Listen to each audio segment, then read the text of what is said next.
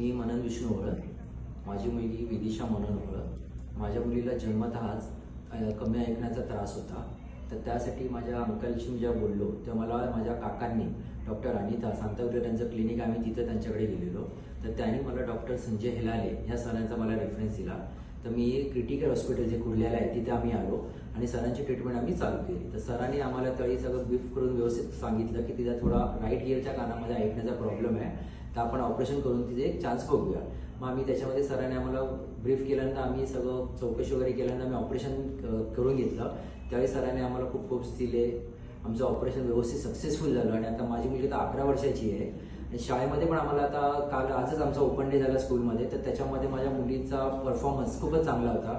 टीचरने तिला ॲप्रिशिएट केले त्याच्याबद्दल आणि तिचे मार्क्स पण चांगले आले. त्यामुळे सरांचा संजय हेलाले आणि त्यांच्यावर जे पण काही स्टाफ्स होते, ग्राउंड स्टाफ वगैरे, हॉस्पिटलचा स्टाफ, ह्या सगळ्यांचे मनपूर्वक मी धन्यवाद मानतो. Critical hospital and all staff team आणि डॉक्टर संजय हेलाले यांचं ऑपरेशन मुलीचं कानाचं खूप सक्सेस झालेलं आहे आणि खूप ग्रेटफुल आहोत आम्ही. Thank you so much.